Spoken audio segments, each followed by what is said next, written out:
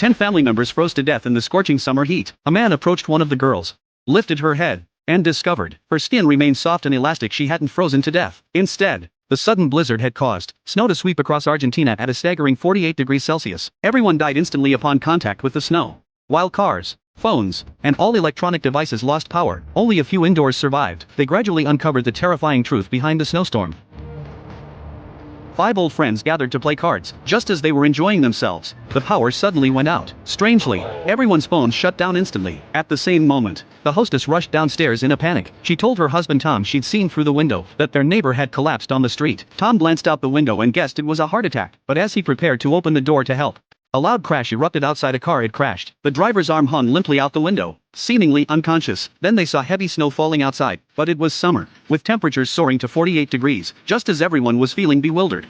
The white-haired elder mentioned recent news reports about a fire at a power plant. This snow-like substance might be asbestos. The hostess nervously stopped her husband, saying the neighbor might have inhaled asbestos and been poisoned. She urged Tom not to go outside. Then the white-haired man seemed to remember something. He frantically pulled out his phone to warn everyone to call their families and tell them not to go outside. But after taking out his phone, he realized it wouldn't turn on. Tom thought he could use the landline phone. He picked up the receiver and pressed a few buttons, only to find the landline wasn't working either. Now everyone realized the situation was serious. Fortunately, Tom remained relatively clear-headed and didn't just stand there waiting for disaster. He promptly directed everyone to use curtains and bedsheets to seal any drafts in the house with tape. While everyone worked, the old man seemed off. After staring blankly at the bed for a moment, he silently took clothes from the hanger and put them on. Then he tried to open the door and leave. When a friend stepped forward to stop him, he shoved the friend aside. Finally, muttering curses, he declared he was going to find the child. But the moment he stepped out of the room, disaster struck. Through the window, the friends saw the white-haired old man collapse instantly after stepping outside. His body froze as if frozen in time. All fell into a sorrowful silence. Just as they were discussing the cause,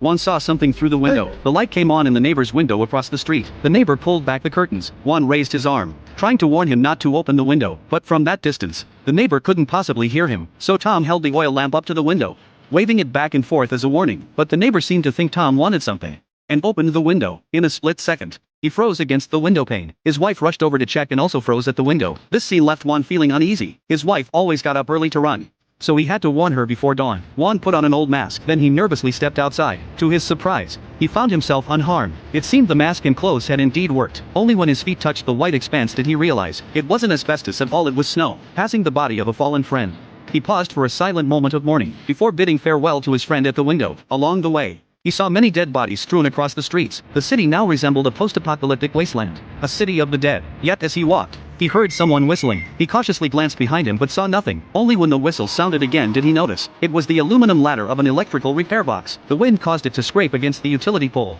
producing a similar whistling sound. After the false alarm, he continued on his way. But minutes later, the snow fell heavier, and the whistle became distinct once more. He turned to look behind him again, and this time he distinctly saw a figure behind him. The man appeared to be wearing a helmet and carrying a gun. Juan, fearing danger, quickened his pace and entered the nearby train station. Fortunately, the man didn't follow. After over 2 hours of rushing, Juan finally reached the building where he lived. As soon as he entered the building, he saw a strange little dog with numerous plastic bags tied to its body. It seemed someone was using the dog for experiments. But upon finally reaching home, unease washed over him. The door stood ajar, unlocked. His wife must have been out. Suddenly, a noise came from outside. He stepped out to find a stranger stealing something. The stranger claimed ignorance, explaining he'd been sent by Juan's wife. Hearing she was safe, Juan let him go. Just then, his wife rushed back,